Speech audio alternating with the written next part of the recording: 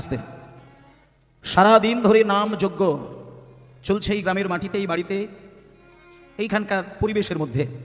কিন্তু একটা প্রশ্ন হলো, কীর্তন গান বলুন আর ধর্মীয় সম্মেলন বলুন বা পূজা পাঠ বলুন বা যাই বলেন, এই যে নামযজ্ঞ শুরু হচ্ছে গ্রামের মাটিতে বা বাড়িতে বাড়িতে নাম সংকীর্তন হয়, এই নামযজ্ঞ করলে মানুষের কি হয়, কি লাভ হয়?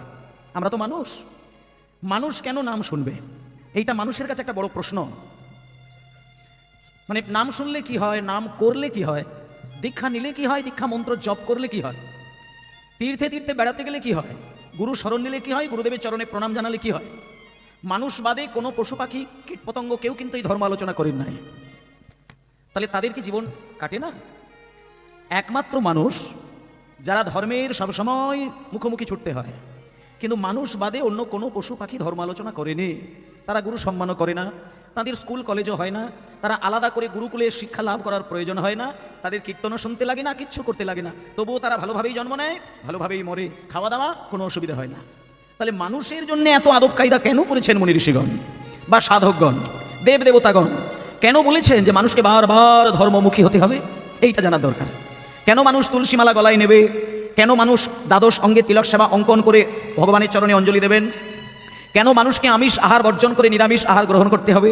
কেন মানুষ প্রসাদ গ্রহণ করবেন? এগুলো কেন করা হয়? এই কেন প্রশ্নের উত্তরটা যে সহজ সরলভাবে মানতে পারবে, নিতে পারবে, একমাত্র তিনি আধ্যাত্মিকতার আসল রূপটা সে প্রকাশ পাবে, জানতে পারবে। তা শুধু হরিনাম শুনলাম, একটা লীলা শুনলাম, একটা পালা শুনলাম, কিছুটা নাচ গান হলো, হ্যানত্যান হলো, ফল্লাতুষ্ট হয়ে গেল, কীর্তন শেষ হয়ে গেল, নাক ডেকে ঘুমালাম, এতে ভগবানের প্রতি শ্রদ্ধা সম্মান বাড়ে না। আসল জায়গাটা ধরতে হবে। নিতাই গৌর, হরিবল গৌর, হরিবল গৌর, হরিবল গৌর। মাইরা, শ্রী চৈতন্য মহাপ্রভুর অশেষ করুণা, অপার করুণা বাংলার ওপর, এই ভারতবর্ষের ওপর তথা বিশ্ববাসীর ওপর। আর আমরা অনেক ভাগ্যবান যে সত্যযুগে জন্ম নিই না, ত্রেতা যুগে জন্ম নিই না, দাপর যুগে জন্ম নিই না। মাইরা, আর আইঢাই নয়, এবার নীরব। একটা কীর্তন শিল্পীর কিছু প্রাথমিক নিয়ম আছে, সেটা আমাদের করতেই হবে। প্রথমে উঠে একটু বন্দনা গান গাওয়া, সেইখানে তাল তরঙ্গ বাজবে। এখন তো কীর্তন গানের শুরু যেটা চলে সেটা তো আর এখন হয় না। বড় তাল তরঙ্গ নিয়ে আধা ঘন্টা 1 ঘন্টা ধরে চলে। এখানকার যারা বাবা, বয়স্ক মা বাবা আছে তারা জানেন, জামাল গান, যেটা জামালি বলা হয়, সে গান তো এখন হয় না। 1 ঘন্টা ধরে সন্তাল চলবে, 10 খুশি হবে, তারপরে আবার পরম পর্যায়ে একতালি হবে, এই নিয়মে চলবে 1 ঘন্টা, তারপর কীর্তন। সে গান এখন আর হচ্ছেই না। শুরু একটু বন্দনা গান হয়, এইটুকু ধৈর্য ধরে বসতেই হবে। এইবার যখন কথা শুরু হচ্ছে তখন নীরব হয়ে যেতে হবে, আর কথা না। জয় নিতাই। তো যাই হোক, যে কথাটা দিয়ে শুরু করলাম যে কীর্তন গান কি জিনিস, এখানে কি কেবল নাচ হবে, নাকি কিছু বিচিত্র ধরনের সুরের গান বাজনা হবে, নাকি লীলা হবে, না কোনো তত্ত্ব হবে? কোনটা হবে? এখন মানুষ তত্ত্ব কোনটা সেটাও মানুষ চেনে না। যে যত আসরে দাঁড়িয়ে, বিশেষ করে হরিমাসরে দাঁড়িয়ে যে যত সোজা সাপটা গালিগালাজ দিতে পারবে, সে তত বেশি বিখ্যাত কীর্তনীয় হবেন। আমরা এরকম একটা বাঙালি জাতি হয়ে গেলাম। বিশেষ করে কীর্তনের অনুরাগী ভক্ত যে যত তত্ত্বের নামে গালিগালাজ দেয়, তত্ত্বের নামে ভগবানকে পদদলিত করেন, তিনি একজন বড় কীর্তনিয়া, খ্যাতনামা কীর্তনিয়া, ইউটিউবে দেখা যাবে, এবং মানুষ তাকেই গণ্য করেন। কিন্তু মানুষ বোঝে না যে একটা শিশু যেমন মাটি ধুলো দিয়ে একটা পুতুল তৈরি করে, পুতুল তৈরি করে সে যেমনটি আনন্দ করে, একটা শিশু আপনি তাকে কাদা দিয়ে দেবেন বা ধুলো দিয়ে দেবেন, 7 বছর 8 বছর 6 বছরের একটা শিশুকে যদি আপনি ধুলো ময়লা দিয়ে দেন, দেখবেন এককালে আমরা ছোটবেলায় খেলেছিলাম খেলামদলি খেলা, ছোট্ট খেলার ওই মাটির ছোট্ট ছোট কাদা নিয়ে পুতুল তৈরি করে সেখানে বড় বউ তৈরি করে তাদের বিবাহ দিয়ে দিতাম। এরকম অনেক মায়েরা ছোটবেলায় খেলেছিলেন, আমরাও খেলেছিলাম। তাহলে এই যে পুতুল পুতুল খেলা, সেইখানে সংসার বাঁধা, আবার সেখানেও ঝগড়া হবে, সেখানেও স্বামী স্ত্রীর আবার ডিভোর্স শব্দটা তখন আসেনি, বিচ্ছেদ একটা হতো, এরকম একটা পুতুল খেলার মধ্যে দেখা যেত। তাহলে এই যে ছোট্ট পুতুল কাদা দিয়ে তৈরি করে, তাতে কাপড় জড়িয়ে স্বামী স্ত্রী তৈরি করে, তাদের বিবাহ তৈরি করে, সংসার বাঁধন তৈরি করে দিয়ে নিজেরাই আনন্দ পেতাম, তখন বয়স ছোট্ট। আবার তাদেরকে ভেঙে দিয়েও সেই আনন্দই পেতাম। দেখুন, আমরা শিশু বয়সে একটা পুতুল তৈরি করে সেটাতে যেমন আনন্দ পেতাম, সেটা ভেঙে দিয়েও তেমনটি আনন্দ পেতাম। কেন না, ওই পুতুলের মালিক হলাম আমি তৈরি করে যেমন আনন্দ পাবো, আমি ভেঙে দিয়েও তেমন আনন্দ পাবো। ঠিক তেমনই ভাবে এই বিশ্ব ব্রহ্মাণ্ডের স্রষ্টা হচ্ছেন ভগবান শ্রীকৃষ্ণ। তিনি হাতে মাটির পুতুলের মতন করে এই বিশ্বটাকে তৈরি করেছেন, আর প্রত্যেকটা মানুষকে পুতুলের মতন করে গড়েছেন। তিনি মনে করলে পুতুল তৈরি করে আনন্দ পেতে পারেন, আবার মনে করলে একটা ফু দিয়ে সারা বিশ্বটাকে ধুলো করে দিয়ে তাতেও তিনি আনন্দ পেতে পারেন। তাহলে যে বিশ্ব ব্রহ্মাণ্ডের মালিক পুতুলের মতন করে সারা বিশ্বটাকে তৈরি করে, সেই বিশ্ব ব্রহ্মাণ্ডের মালিক ভগবান কৃষ্ণ, তাকে নিয়ে যদি আমরা ছেলে খেলা করি, বলুন আমাদের মতো মানুষের এর থেকে অকৃতজ্ঞ বেঈমান জাত আর কোন জন্ম হতে পারে? কে হতে পারে? সামান্য মানুষ সে ভগবানকে কোথায় রাখে? সামান্য মানুষ কীর্তনের ভেতরে কত মিথ্যা জিনিস ঢুকিয়ে দিয়ে মানুষকে বলছে এটা তত্ত্ব। আর যে মানুষ তত্ত্ব বোঝে না, মিথ্যাকে তত্ত্ব বলে মনে করেন, সে মানুষেরও অকৃতজ্ঞের পরিচয় ছাড়া কিছু বলা যাবে না। সেজন্য আমাদেরকে একটা জিনিস বুঝতে হবে, ভগবান আমাদের কান দিয়েছে, চোখ দিয়েছে, নাক দিয়েছে, জিহ্বা দিয়েছে, সব থেকে বড় জিনিস সুন্দর একটা সুস্থ বুদ্ধি দিয়েছে। তাহলে এত সুন্দর বুদ্ধি দিয়ে, বুদ্ধিমত্তা দিয়ে বিচার করে কোনটা ভালো কোনটা মন্দ এইটুকু যদি বিচার বিশ্লেষণ করতে না পারি, আমি নিজেকে মানুষ বলে মনে করব না। এইটুকু জ্ঞান থাকার দরকার। বিচার করে কীর্তন শুনতে যে মানুষ পারে না তাকে মানুষই বলা যাবে না, মানুষই বলা যাবে না। সামান্য একটা কুকুর, সে যখন খাবার খায় সে বিচার করে খায়। সে জানে যে আমার খাদ্য হলে খাবো, নচেত আমি খিদের জ্বালায় মরে যাবো, তবু অন্যের খাদ্য টেনে আমি খাবো না। একটা কুকুরকে আপনি যদি আপনার খাবার খেতে দেন, একটা বাঘকে যদি আপনি গরুর খাবার খেতে দেন, সে কিন্তু নিজের খাবার হলেই খায়, নচেত অন্যের খাবার খায় না। তো যতই পেটে খেতে থাক কেন না, সে বিচার বোধ জ্ঞান তার আছে, সে জানে ভালো মন্দ বিচার করে আমাকে খেতে হয়। আর মানুষ এত সুন্দর বুদ্ধি পেয়েও মানুষ বিচার করতে জানে না, কোন কীর্তনে তত্ত্ব আছে, কোন কীর্তন গানে সত্য আছে। একটা কথা বলি মায়েরা, স্বল্প যায় পরিধির মধ্যে ভক্তগণ সমবেত হয়েছেন, একটা জিনিস আপনাদের বলে দিই, কীর্তন গানে কীর্তনিয়া যত কথা বলবে, এটা আমি আপনাদের বলে দিচ্ছি, প্রত্যেকটি কথা যদি আধ্যাত্মিকতার রসে মেশানো না থাকে, প্রত্যেকটি তত্ত্ব যদি পরম ব্রহ্ম সত্যের সঙ্গে একাকার না হতে পারে, সে কথা কোনো দিন তত্ত্বকথা হতে পারে না। একমাত্র তত্ত্বকথা কীর্তন মাসরে বলা হয়, সিনেমার জায়গায় বলে না যে এই সিনেমাটাতে তত্ত্বকথা বলেছে, বলে কি? বলে না, কারণ সিনেমা মিথ্যে। কেন মিথ্যে? না, 10তলা বাড়ির ছাদ থেকে নায়ক পড়ে গেল, সঙ্গে সঙ্গে উঠে পড়লো, 10টা গুন্ডাকে ঢুসি ঢাসা দিয়ে মেরে দিল, আপনি বলুন এটা সত্য না মিথ্যা? তাই মানুষ বিকেলবেলা রান্না সেরে দিয়ে সন্ধ্যাবেলা সিরিয়াল দেখে, সবই জানে মিথ্যা, তবুও দেখে। কেন না, ওটা মিথ্যা জেনেও দেখে, ওই জন্য ওখানে তত্ত্বের সন্ধান করে না। কিন্তু কীর্তন গান মিথ্যা নয়, এ পরম সত্য, কারণ এখানে পরম ব্রহ্ম, যার কথা বিনা, যার ভক্তি বিনা, যার তত্ত্ব বিনা, তথ্য বিনা কোনো কথা বলা উচিত না। যে হরিবাসরে সত্য পরম ব্রহ্মবাদে অন্য কথা বলে মানুষের মনোরঞ্জন করেন, যে ব্যক্তি বলে, যে ব্যক্তি শোনে, এই দুজনেই কিন্তু অকৃতজ্ঞ বেঈমান, এছাড়া কিছু বলা যাবে না। তাই আমি একটা কথা আপনাদের বলে যাই, আজকে থেকে অন্তত সংকল্প নেবেন যে আমাকে যখন ভগবান বুদ্ধি দিয়েছে, চোখ দিয়েছে, বুঝতে শিখতে দিয়েছে, তাহলে আমার বুদ্ধি দিয়ে আমি বিচার করে দেখবো পরম ব্রহ্ম সম্পর্কে কোন কীর্তনিয়া কোন কথা বলে, এটা বোঝার দরকার। এইটুকু বোধ বুদ্ধি যদি থাকে, আমি আপনাদের বলে দিই, মালা ধারণ করা, তিলক সেবা করা, ধুতি পাঞ্জাবি পরা, এগুলো অনেক অনেক অনেক বাইরের বিষয়, ওগুলো আমি ধরছি না। শুধু পরম ব্রহ্মকে সম্মান জানালেই পরম ভক্ত হওয়া যায়, এটা প্রথম কথা বলে দিলাম। যেমন আপনি বৈষ্ণব হতে চাইছেন, বৈষ্ণবের আভরণটা যদি আপনি না নিতে পারেন, মনে করুন আপনাকে বলা হলো আপনি ধুতি পরে বেড়ান, বারমুন্ডা পরা ছেড়ে দিন, বেল বক্স প্যান্ট পরা ছেড়ে দিন, আপনার লজ্জা লাগবে ধুতি পড়তে, তা পড়তে হবে না, পড়তে হবে না। ধুতি যদি পড়তে লজ্জা পাই, পড়তে হবে না। যদি তুলসী মালা নিতে গেলে লজ্জা বোধ হয়, নেবেন না। যদি মনে হয় তিলক সেবা করতে গেলে লোকে হাসবে, নিজেকে হাসি লাগে, নিতে হবে না। বৈষ্ণব হতে গেলে বৈষ্ণবের চরণে সম্মান জানালেই বৈষ্ণব হওয়া যায়। দেখুন, আধ্যাত্মিকতা এত ছেলে মানুষের কথা নয়, যার কারণে মানুষ গাড়ি তৈরি করেছে, বাড়ি তৈরি করেছে, ভালো স্ত্রী বানিয়েছে, সংসার সাজিয়েছে, কিন্তু দুটো জিনিস হারিয়েছে। একটা জিনিস বলে দিই, আজ থেকে 100 বছর 50 বছর আগে মানুষের যেটা ছিল, এখন কিন্তু সেটা হারিয়ে গেছে। যেটা খোঁজার জন্য মানুষ তীরের গতিতে ছুটছে, কিন্তু অন্ধকার সন্ধান পায় না, সেটা কি? মানসিক শান্তি আর দৈহিক শান্তি। এই দুটো জিনিস মানুষ হারিয়ে ফেলেছে। আপনি অনেক টাকা তৈরি করেছেন, কিন্তু আপনার মনের জ্বালাটা কেন হচ্ছে আপনি কিন্তু কারণ খুঁজে পাবেন না। একটা জিনিস বলি, মানসিক যন্ত্রণা কোথা থেকে তৈরি হচ্ছে, এ দূর করার উপায় কি আছে? কেন আমার মনের এত জ্বালা? কেন আমি ভাত খেয়ে দিয়ে রাত্রির বেলা ঘুমাতে গেলে আমার ভোর হয়ে যায় ঘুম ধরতে? কেন আমার শরীরে এত ছাঁট হয়? এর কারণ কিন্তু আপনি খুঁজে পাবেন না। কেন? এর মূল কথাটা দেখতে হবে যে আপনি অযাচিতভাবে আপনি বৈষ্ণবকে নিন্দা করছেন, অযাচিতভাবে আপনি সকল ভক্তের মনে ব্যথা দিচ্ছেন, অযাচিতভাবে আপনি ভগবানের কাছে আপনি ভগবানের অসম্মান করছেন। যে স্রষ্টার দ্বারা সৃষ্টির মধ্যে আপনি সৃষ্টি হয়েছেন, সেই স্রষ্টাকে সম্মান না জানালে আপনার মানসিক আর দৈহিক শান্তি কোনোদিন হতে পারে না। তাই জন্য আমি সকল ভক্তের কাছে একটা অনুরোধ করছি, হরিবাসর সাজিয়েছেন, এটা এক জন্মের বিষয় নয়, এটা কোটি জন্মের তপস্যা থাকলে একটা হরিবাসর বানানো যায়। আর তার থেকে বড় বিষয়, কোটি জন্মের তপস্যা থাকলে হরিবাসরের আসনে বসা যায়। এটা বুঝে নিন। আজকে এই যে আপনি যে আসনটায় বসেছেন, এটা আপনি হাত ঘষে দেখে নেবেন, অসংখ্য ধুলো আপনার হাতে লেগে যাবে, কিন্তু তথাপিও বলে দিচ্ছি, এই মুহূর্তে এই আসনটা নিছক ডেকোরেটরের একটা সামান্য আসন নয়। এই আসনটা হচ্ছে রাজা পরীক্ষিতের চোখের জল আর চরণের ধুলো মাখানো আসন। এই মুহূর্তে যখন আপনি আসনটা বসেছেন, আপনি এই জন্মেই যে আসন গ্রহণ করেছেন তা নয়, কোটি কোটি জন্ম আপনি ভাগ্য ভালো করেছিলেন, তাই আজকে হরিবাসরে বসার সৌভাগ্যটা তৈরি করেছেন।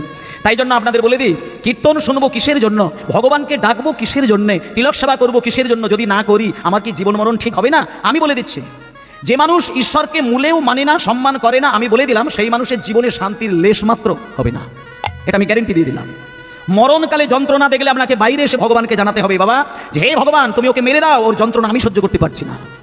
আপনার ভালোবাসার মানুষও দেখবেন যখন মরণকালে যন্ত্রণায় ছটফট করবে, আপনি ভগবানকে তার মরণ কামনা করবেন। কেন না, জ্বালা যন্ত্রণায় পড়ে যখন মানুষ কাটায়, কেউ সহ্য করতে পারে না তার মৃত্যু দিনটা দেখার জন্য। তাই জন্য একটা কথা বলে দিই, এই হরিবাসর, এই আধ্যাত্মিক সম্মেলন, বৈষ্ণব সম্মেলন, কীর্তন সম্মেলন, এখানে কি জন্য আমরা বসেছি? এখানে আনন্দ করার জন্য নয়, নাচ গান করার জন্য নয়। এইটুকু যদি জ্ঞান আমাদের থাকে তাহলে ভগবানের কৃপা হবে। ভগবানের কৃপা পাওয়া দুর্লভ, আনন্দ পাওয়াটা দুর্লভ নয়। আনন্দ আপনি মনে করলে ঘরে বসেই আনন্দ পেতে পারেন, আনন্দ মনে করলে আপনি ঘরে থেকেই আনন্দ আপনি কিনে নিয়ে আসতে পারেন, কিন্তু যেটার জন্য বাসর তৈরি, যেটার জন্য ঈশ্বরের নাম, যেটার জন্য চোখ বন্ধ করে তাকে হৃদয়ে স্থান দেওয়া, সেটা যদি না পারেন আপনি কোনো কিছু করে কিচ্ছু পাবেন না। আসল কথা হচ্ছে আনন্দ নয়, আসল কথা হচ্ছে পরমানন্দ। এই যে কিছুদিন আগে চলে গেল কালী পুজো, আর কয়েকটা দিন আসছে, পরেই আসছে শিবরাত্রি। আমি বলে দিই মায়েদেরকে, বছরের মধ্যে দুটো দিন কিন্তু মানুষের কাছে খুব গুরুত্বপূর্ণ দিন। এক হচ্ছে দেওয়ালি, আর দুই হচ্ছে শিব চতুর্দশীর এই যে শিবরাত্রির দিন আছে ওই দিন। এবং এই দুটো দিন কেমনভাবে কাটাবেন আমি সেই নিয়মগুলো বলে দেবো। সেই নিয়মগুলো যদি জানেন আপনি অনায়াসেই কিন্তু আপনার ভেতরে থাকা যে শক্তিটা, যে শক্তির দ্বারা ভজন সাধন, ধৈর্য, বিবেক, জ্ঞান, বৈরাগ্য, যশ, খ্যাতি, শ্রী এইগুলোকে ওপরের দিকে তুলতে পারবেন, সেটা এই দুটো দিনের মধ্যে নিয়মের মধ্যে যদি আপনি চলতে পারেন তবে আপনি আপনার ভেতর থেকে থাকা আধ্যাত্মিক শক্তিটা জাগিয়ে দিতে পারবেন। আপনি ছুটাছুটি করলে কিছু হবে না, হওয়ার কৌশল জানতে হবে। আপনি শুধু ছুটে গেলে হবে না, কি কৌশলে আমি এই প্রকৃতি থেকে নেওয়া শক্তিটাকে আমার হৃদয়ে সঞ্চয় করতে পারি, সেই কৌশলটা দেখানোর জন্য মহামুনি ঋষিদের এই ভারতবর্ষে আগমন। চলুন আজকে আমি একটু একটু করে সেই জায়গাগুলো বলবো। নিতাই গৌর প্রেমানন্দে হরি বল, হরি বল, হরি বল। জানিতে চাই দয়াল তোমার আসলে নামটা কি, জানিতে চাই দয়াল তোমার আসল নামটা কি, আর জানিতে চাই দয়াল তোমার আসলে নামটা কি, জানিতে চাই দয়াল তোমার আসল নামটা কি। মোরা কত নামে, বাবা মোরা কত নামে এই ধরাধামে, মোরা কত নামি এই ধরা ধারে,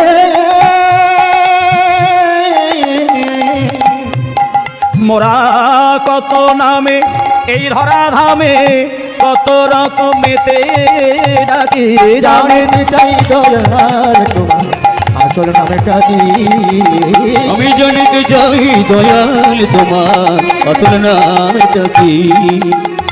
নিতাই গৌর হরিবোল, গৌর হরিবোল, গৌর হরিবোল। আস্তে ভক্তমণ্ডলী মায়েরা, মানুষ দুটো জিনিসের যত্ন যদি নিতে পারে অনায়াসে মানুষ ভক্ত হতে পারে। ভক্ত হবার জন্য এত লাভঝাপ করার প্রয়োজন হবে না। আজকে যে হরিনাম শোনার জন্য আমরা বসেছি, আমরা দুটো জিনিসের যত্ন নেব এই প্রতিজ্ঞা করব। দুটো জিনিস কি? এক হচ্ছে দেহ আর মন। একটা মানুষের কাছে দেহ আর মন ছাড়া আর কোনো কিচ্ছু নেই, মানে প্রাণ শক্তি আর দেহের শক্তি, এর বাইরে আপনি বিলীন নিশ্চিন্ন, আপনি কিচ্ছু পাবেন না। যখন আপনার দেহের ভেতর থেকে প্রাণটা বেরিয়ে যাবে, পড়ে থাকলো শুধু দেহটা, আর দেহটাও আপনাকে কিচ্ছু করতে লাগবে না। আমাদের সমাজে দেহ পুড়িয়ে দেয় কি কবর দিয়ে দেয়, এই শুধু। আবার কোনো ধর্মে আছে দেহটাকে পোড়ানোও হয় না, কবরও দেওয়া হয় না, দেহটাকে একটা মহাশূন্যে মানে এমন একটা অবস্থাতে রেখে দেওয়া হয় যা বাতাসের মধ্যে থাকা অসংখ্য প্রাণী সেগুলোকে খেয়ে নেয়। টাওয়ার অফ সাইলেন্ট, এটা একটা কোনো ধর্মের মধ্যে আছে, এইভাবেও দেহটাকে ভাসিয়ে দেয়। তাহলে এই যে দেহকে ওপরে তুলে দেওয়া, কি কবর দেওয়া, কি পুড়িয়ে দেওয়া, কি নদীতে ভাসিয়ে দেওয়া, এটা যদি কেউ নাও করে, মরে যাওয়ার পরে যদি দেহটা এমনিই রেখে দেয় মাটিতে, তাতে কি হবে? কি হবে দেহটা শুনে নেন। এই যে সৌরজগতের মধ্যে পৃথিবীটা একটা গ্রহ, আর পৃথিবীটা তৈরি হয়ে আছে 5টা পদার্থ দিয়ে, মাটি, জল, আগুন, আকাশ, বাতাস। এর বাইরে কিছু নেই। পৃথিবীর মধ্যে আপনি মাটি দেখতে পাবেন, জল দেখতে পাবেন, আগুন দেখতে পাবেন, বাতাস দেখতে পাবেন, আর মহাকাশ তাকে ঝুলিয়ে রেখেছে, এইটুকু আপনি বুঝতে পারবেন। এর বাইরে কিন্তু কিচ্ছু নেই। তাহলে এই দেহটা তৈরি হয়েছে কোথা থেকে? দুম করে কেউ এসে কিন্তু দেহটা আমাদের ফেলে দেয়নি। দেহটা তৈরি হয়েছে পৃথিবীর থাকা 5টা উপাদানের সমন্বয়ে। এগুলো একটু ভালো করে বুঝবেন, আমি ঠিক জায়গায় ধরিয়ে দিচ্ছি। আমাদের পৃথিবীতে যে মাটি আছে সেই মাটি আমার দেহে আছে। এই যে আমরা বাতাস, এই বাতাস আমার দেহে রয়েছে। এই যে প্রকৃতিতে থাকা যে আগুন, যে তেজ, এটা আমার দেহের মধ্যে আছে। এই যে প্রকৃতির মধ্যে থাকা জল, এই জল আমার দেহে আছে। আর এই যে মহাকাশ শূন্যতা, এটাও আমার দেহের মধ্যে রয়েছে। যখন দেহ থেকে প্রাণ বেরিয়ে যায়, এটা যদি নাও পুড়িয়ে দেওয়া হয়, দেহটা যদি এমনি রেখে দেওয়া হয়, আপনারা কয়েক মাস, কয়েকটা বছর পরে গিয়ে যদি আপনি দেখবেন দেহের মধ্যে থাকা যে জল, দেহে কত জল থাকে? 2/3 জল থাকে মানুষের দেহে। তাহলে এই যে 2/3 জলটা দেহের মধ্যে ভরা, যখন দেহ থেকে প্রাণ বেরিয়ে যায়, তখন দেহের ভেতর থেকে জলটা পচে পচে বিগলিত হয়ে জলটা কিন্তু প্রকৃতির জলের সাথে মিশে যায়। এইবার বলে দিই, দেহের ভেতরে থাকা অসংখ্য বাতাস তখন বাতাসের সঙ্গে মিশে যায়।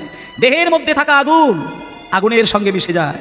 দেহে যখন প্রাণ থাকে দেহ থাকে গরম, যখন প্রাণ বেরিয়ে যায় দেহ তখন শীতল, এই প্রকৃতিতে মিশে যায়। আর দেহের মধ্যে থাকা মাটি মাটির সাথে মিশে যায়, আর দেহে থাকা আকাশ মহাকাশে গিয়ে মিশে যায়। একদিন গিয়ে দেখবেন দেহ নিশ্চিন্ন।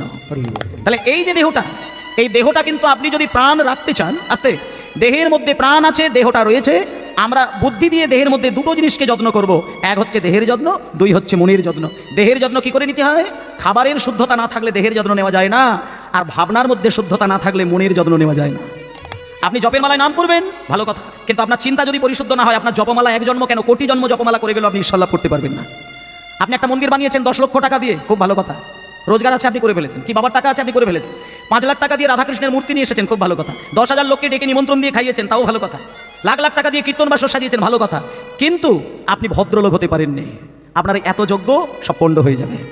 আপনি সারা জীবন কীর্তন শুনে যাবেন, কীর্তন গেয়ে যাবেন, জপের মালায় নাম করে যাবেন, তিলক সভা করে যাবেন, ধুতি পাঞ্জাবি পরে যাবেন, কীর্তন গাইবেন, কিন্তু আপনারই পাড়ায় যদি একটা বাড়িতে আগুন ধরে গিয়ে সবাই মারা যাচ্ছে এমনও সংবাদ পেয়ে থাকেন, মাতালগুলো ছুটে গিয়ে হাহুতাশ করে তাদের বাঁচাচ্ছে, আর আপনি মন্দিরের ভেতরে আরতি করছেন বলে আপনি একবার গিয়ে উঁকি মেরে দেখতে সময় পেলেন না, আপনার ওই আরতি কুকুরের সেবায় লাগবে, ভগবানের সেবায় লাগবে না। নিতাই গৌর হরিবোল হরিবোল। তাহলে আধ্যাত্মিকতাটাকে এইখান থেকে বিচার করতে হবে যে একটা মানুষ পরম বৈষ্ণব হতে গেলে কি চিন্তা করতে হয়। এই জন্য বলি, এই যে মন্দিরে থাকলে মানুষের দুঃখে দুঃখী হতে পারে না, মানুষের সুখে সুখী হতে পারে না, কেন? তার মনের চিন্তাটা পরিশুদ্ধ নেই। যে মানুষের ভাবনা পরিশুদ্ধ থাকে না, যে মানুষের চিন্তন পরিশুদ্ধ হয় না, সেই মানুষ কোনোদিন অপরের দুঃখে দুঃখী হতে পারে না, আর অন্যের সুখে সুখী হতে পারে না। তাহলে মানুষকে দুটো দায়িত্ব নিতে হবে। আমি এমন কিছু খাবো না যে আমার দেহে ডায়রিয়া এসে যাবে, আর একটা দায়িত্ব নিতে হবে, এমন আমি ভাবনা করবো না যেটা আমার মনের ডায়রিয়া এসে যাবে। যেমন খারাপ খাবার খেলে দেহে ডায়রিয়া হয়, তেমন খারাপ চিন্তা করলে মনের ডায়রিয়া হয়। দেহের ডায়রিয়া হলে যেমন দেহে যন্ত্রণা আসে, তেমন মনের ডায়রিয়া আসলে মনের যন্ত্রণা আসে। তখন মানুষ ক্ষমাতে পারে না, তখন মানুষ নিজেকে শান্ত থাকতে পারে না, তখন মানুষ নিজেকে নীরব হতে পারে না, তখন মানুষ মানুষের প্রতি সদয় হতে পারে না, মানুষের প্রতি দয়াশীল হতে পারে না, মানুষ নিজেকে পশুর মতো তৈরি করে নেয়। তাই ভক্তমণ্ডলী মায়েরা, আজকেই যে হরিনাম হচ্ছে, আপনাদের আমি বলবো, এখানে কারা কারা নিরামিষ আহার করেন তারা একটু হাত তুলে দেখাবেন। নিতাই গৌর হরিবোল। যারা নিরামিষ আহার করেন খুবই কম, বেশ। বাকি যারা তোলেন না তারা আমিষ আহার করেন, এই তো ঠিক আছে। একটা কথা বলি, নিরামিষ আহার করছেন আর আমিষ আহার করছেন, এই ক্ষেত্রে একটা কথা বলি, মানে আমিষ আহার করেছেন বলে আপনাকে আমি ঘৃণা করতে পারি না। একটা জিনিস বলে দিই, মনে করুন প্রাণীজ খাবার খেলেই যে সেটা আমিষ, আর উদ্ভিজ্জ খাবার খেলে যে সেটা নিরামিষ, এটাও কিন্তু মিথ্যা কথা। তাহলে এটা যদি হয়, তাহলে প্রাণীর দেহে থাকা বেরিয়ে আসা দুগ্ধ সেটা কিন্তু হয়ে গেল নিরামিষ, আবার উদ্ভিদ থেকে আসা পেঁয়াজ রসুন সেটা হয়ে গেল আমিষ। তাহলে কি করে ব্যাপারটা মিলল? দেখুন, প্রাণী উদ্ভিদের সঙ্গে নিরামিষ আমিষের ব্যাপার নয়। আমিষ নিরামিষটা নির্ভর করছে তুমি যে খাবারটা খাচ্ছ সেই খাবারের গুণাবলীটা, তোমার দেহের মধ্যে থাকা যে 3খানা গুণ, সত্ত্বগুণ, রজগুণ, তমগুণ, যে খাবার খেলে তোমার সত্ত্বগুণকে দেহ থেকে দূর করে দেবে, সত্ত্বগুণকে নষ্ট করে দেবে, এমন খাবার যদি তুমি দেহের মধ্যে খেয়ে যাও, তোমার তামসিক গুণ, রাজসিক গুণ বেড়ে যাবে, তুমি সাধু হতে পারবে না। এই জিনিসটাই ব্যাপার। তুমি যে এক মনে ভগবানকে জপ করবে, দেখুন একটা কথা বলে দিচ্ছি, আপনি প্রচন্ড পরিমাণে মাছ মাংস খেয়ে যান, অসুবিধা নেই, কিন্তু আপনি জপের মালায় নাম করতে যাবেন, আপনি অস্থির হয়ে যাবেন। আপনার অজান্তেই দেখবেন আপনার সংসারের কথাগুলো কখন যে মাথায় এসে বাসা বেঁধেছে আপনি বুঝতে পারবেন না। কিন্তু এখানে যারা আমিষ আহার করেন, আমি তাদেরকে বলবো, আপনি একটা বছর আপনি নিরামিষ আহার করে দেখুন, একটা বছর নিরামিষ আহার করে দেখুন, আপনি এতগুলো দিন যেভাবে কাটিয়েছিলেন আর এই একটা বছর আপনি কেমনভাবে কাটালেন, এটা আপনি আমাকে ফোন করে জানাবেন। এগুলো বিধান। যে খাবার খেলে মানুষের সত্ত্বগুণ দূর হয়ে যায় সেই খাবারটাকে বলে আমিষ। সে হতে পারে উদ্ভিদ থেকে আসা, হতে পারে প্রাণী থেকে আসা, এগুলোকে একটু মেনে চলতে হয়। কিন্তু তাই বলে আবার এটা নয় যে আপনি আমিষ খাবার খাচ্ছেন বলে আপনি ভগবানের দাস হতে পারবেন না, সেটা নয়। সেটা যদি হয় তাহলে বেলুর মঠে গিয়ে দেখবেন, খবর নেবেন, দক্ষিণ বেলুর মঠের এমন একটা দিন আছে যে দিনটাতে মাছ মাংসের প্রসাদ হয়, ওই 365 দিনের কোনো একটা দিন মাছ মাংসের প্রসাদ তৈরি করে ভক্তদের নিবেদন দেওয়া হয়, একটা দিন আছে। এই প্রথা কে চালু করেছিলেন? শোনা যায় স্বামী বিবেকানন্দের আমল থেকেই হয়ে আসছে। তাহলে এবার বলুন, তাহলে মাছ মাংস দিয়ে প্রসাদ তৈরি করে বেলুর মঠের মতন একটা বিখ্যাত প্রতিষ্ঠানে দেন, তাহলে আপনি কোনটাকে ঠিক মনে করবেন? তাহলে আমরা ওখানে ভুল ধরতে পারি না। স্বামীজি কোন পদ্ধতিতে, কোন পথে তিনি ভক্ত হতে চাইছেন, ভক্তদেরকে ভক্ত করাচ্ছেন, সেটা আমাদের বিচার করার ক্ষমতা নেই। সেই জন্য মায়েরা একটা কথা বলি, হরিনামের বাসরি লীলা পালা তত্ত্ব সবই আমি বলবো, কিন্তু মানুষ কি করে সহজে শান্তির পথ খুঁজে পায়, এটা যদি না বলা যায়, আপনি যতই সারা জীবন হরিনাম শোনেন, শুধু ধেই ধেই করে শেষকালে নাচ ছাড়া আর কিছুই আপনি করতে পারবেন না। আমি কত বাসরে দেখি মায়েদের নাচ, আর আমি এখানে অনেক মায়েরা আছে, আমি অনুরোধ করবো, কিছু মনে করবেন না, কোনো মাইন্ড করবেন না, আপনারা হরিনামের শেষে নাচবেন, সব মায়েরাই নাচবেন, আমি বাধা দিতে পারি না, আপনারা নাচুন, নাচার জন্য বাসর সাজিয়েছেন, নাচবেন, বাধা দিচ্ছি না। শুধু একটা আমি কথা বলছি, এটা তো কীর্তন গান, এটা তো চৈতন্যদেবের সৃষ্টি। দেখুন না, তুলসী বৃক্ষ এখানে রয়েছে, যোগমায়া দেবী রয়েছে, আর নিতাই গৌর তো আছে। যেখানে নিতাই গৌরের ভক্ত কাঁদবে সেখানে নিতাই গৌর না থেকে পারাই যায় না। তাহলে যেখানে নিতাই গৌরকে আমি দাঁড় করিয়ে রাখলাম, যেখানে যোগমায়া দেবীকে আমি আরাধনা করে ডাকলাম, যেখানে তুলসী মঞ্চ সাজালাম, সেখানে আমি এমন নাচ নাচবো না যে নাচে ওনাদেরকে অসম্মান করা হয়। চৈতন্যদেবের কীর্তন গানে এরকম নাচ নাচার কথা বলে না যে নাচে ভক্তি উধাও হয়ে যায়। তাই মায়েদেরকে বলবো, আপনারা যখন নাচবেন শুধু এইটুকু যেন স্মরণ রাখবেন যে আপনি কিন্তু একটা নারী, আপনি কিন্তু পুরুষ নন, এটা ভেবে নাচবেন। আমি অনেক নাচ মায়েদের দেখেছি নিজেদের শালীনতাটুকুই ভুলে গিয়েছে, খেয়ালই নেই যে আমি একজন নারী। কেমনভাবে নাচলে জগৎপতি খুশি হয়, কেমনভাবে বাহু তুললে জগৎপতি খুশি হয়, কেমনভাবে কোমর দোলালে ভগবানের সেবায় লাগে, সেই চেতনা হারিয়ে গিয়ে যদি উন্মাদের মতো নাচা হয়, সে নাচে ভগবান কোনোদিন খুশি হয় না। এটা তো হরিনাম, এখানে উন্মাদের মতো নাচ হবে কেন? নায়ক নায়িকার অসভ্য ড্যান্স সেখানে হবে কেন? তাই চিন্তা করতে হবে, এটা ধর্মের জায়গা, ধর্মটাকে রক্ষা করতে হবে। এমন নাচ আমি নাচবো না যে আমার অন্তর যেন নিম্নমুখী না হয়, সেটা আমার হবে না। এটুকু চিন্তা করে নাচ নাচতে হবে। নাচবেন, গাইবেন, বুঝবেন, শুনবেন, কিন্তু ঈশ্বরমুখী হতে হবে। এটা গুরু দায়িত্বের মধ্যে পড়ছে। নিতাই গৌর প্রেমানন্দে। হরি বল, হরি বল, হরি বল।